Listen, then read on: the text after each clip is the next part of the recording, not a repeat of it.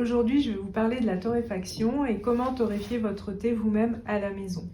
Alors, la torréfaction, c'est le principe de faire griller lentement un aliment. C'est très connu dans l'univers des boissons chaudes, avec le café, le cacao. La torréfaction va exprimer les arômes, apporter du corps et développer des notes caramélisées typiques. Très connu dans l'univers des thés oolong, en Chine continentale et à Taïwan, où on a de véritables maîtres torréfacteurs. Pour ces thés, les thés oolong, on va rechercher, pour qu'ils puissent se bonifier dans le temps, avoir une torréfaction douce et progressive qui permet de leur apporter un pôle biscuité vanillé sans perdre en fond la fraîcheur initiale du thé. Au Japon, ces thés grillés, ces hojicha, sont très couramment proposés en accompagnement sur des plats populaires tels que les soba, les soupes de nouilles, ou bien les gyoza, les raviolis. Vous pouvez torréfier vous-même votre thé à la maison et pour ça, vous allez pouvoir vous équiper de ce poêlon torréfacteur. Son usage est très simple. Vous allez au préalable chauffer le poêlon à feu vif, vide. Ensuite, vous allez verser dans le poêlon 7 à 15 g de thé, ce qui représente la préparation pour une théière de 50 centilitres à 1 litre.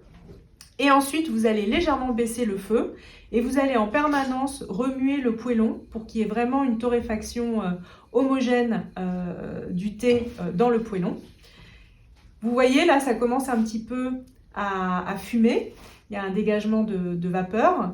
Donc là, le thé est vraiment à 100 degrés, il commence à cuire. Donc là, il faut vraiment faire très doucement. Vous le soulevez au-dessus de la flamme et vous allez touiller jusqu'à ce que vous sentiez une note légèrement caramélisée. Et vous regardez, la feuille commence un petit peu à devenir un peu ambrée, un peu marron clair. Donc le thé est prêt. Et la petite astuce, c'est le manche creux du poêlon qui permet d'évacuer les feuilles rapidement sans se brûler. Et là, vous voyez vraiment la différence entre les deux thés. Donc le bancha initialement et ensuite, après torréfaction, le hoji bancha ou hojicha. À la dégustation, on n'aura donc plus ce côté végétal et un peu astringent. On va avoir gagné en douceur, en rondeur et puis aussi il y aura plus de structure, plus de corps, de boisé. Pour Noël, je vous ai préparé un coffret avec le fameux poêlon torréfacteur.